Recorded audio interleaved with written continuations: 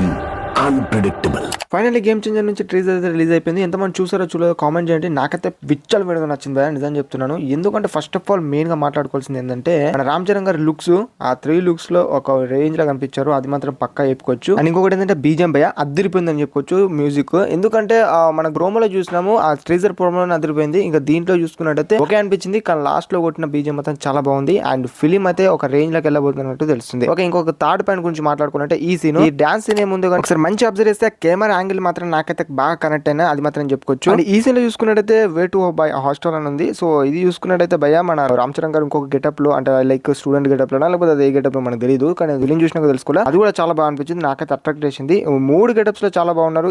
ఈ సీన్ చూసుకున్నట్టయితే నాకైతే లిటరల్లీ ఆ బూస్ట్లీ ఫిలిం ఆ వేరియేషన్ లో అయితే గుర్తుకొచ్చింది మన రామ్ చరణ్ గారు. మూవీలో లవ్ స్టోరీ గురించి ఎలా ఉంటుందో మనకు తెలియదు. సో అది పక్కకు పెడితే మన సూర్య గారు భయ ఏం చేశారు రా వాడు అనే డైలాగ్ అదిరిపోయింది. ఈ మూవీలో ఈ సీన్ చూస్తే మూవీ కట్టిన బడ్జెట్ అయితే అర్థమైపోతుంది. ఇంకా మన నవీన్ చంద్ర గారు, సునీల్ గారు అండ్ శ్రీకాంత్ గారు, సముద్రకన్ గారు, వీళ్ళందరూ క్యారెక్టర్స్ అయితే మనకు ట్రీజర్ లో కనిపించాయి. ఒకసారి ఈ పొజిషన్ అబ్జర్వ్ చేస్తున్నట్టయితే మన ఫాదర్ క్యారెక్టర్ లో మన రామ్ చరణ్ గారికి ఏమో జరగబోతుంది అన్నట్టు అర్థమవుతుంది. లైక్ యాక్సిడెంట్ అయిన తర్వాత ఇంకా వేరేదేమో చెప్పుకోలేము, చూడాలి. మరి సీన్ చూస్తున్నట్టయితే ఏమనిపిస్తుంది, రామ్ చరణ్ గారు వాటర్ లో కానియచ్చు, లేకపోతే బయట కూడా చెప్పులు పట్టుకొని అదొక సీన్ ఉంది. సో అది ఏందో అర్థం కావట్లేదు. ఇది మనము మూవీలో చూడాలి, ఎక్కువ కూడా మనం రివీల్ చేయొద్దు. అండ్ రామ్ అయితే చాలా మంచోడు, కానీ కోపం వస్తే మాత్రం అని డైలాగ్ అయితే ఫస్ట్ లో ఇంటర్మీడియట్ ట్రీజర్ లో, మరి ఆ డైలాగ్ కి వైలెన్స్ అనేది మనము మూవీలో చూడాలి.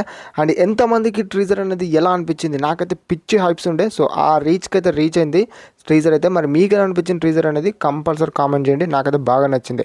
అన్ని ఎక్స్పర్ట్స్ అయితే ఉన్నాయి, ఎక్కడ కూడా డోక్ అయితే లేదు, ఎక్కడ కూడా పాయింట్ చేయాల్సిన అవసరం లేదు ఫిలింని. సో చూద్దాం మరి ఫిలిం ఎలా ఉంటుంది. అండ్ ఫిలిం అయితే మనకు జనవరిలో రిలీజ్ అవుతుంది. సంక్రాంతి సందర్భంగా మనకు 10 ఫస్ట్ మంత్ అయితే రిలీజ్ అవుతుంది జనవరిలో 2025లో. మరి ఎంతమంది వెయిటింగ్ అనేది కంపల్సరీ కామెంట్ చేయండి. ఈ షార్ట్ తో అయితే లాస్ట్ కి ట్రీజర్ అయితే ఎండ్ చేశారు.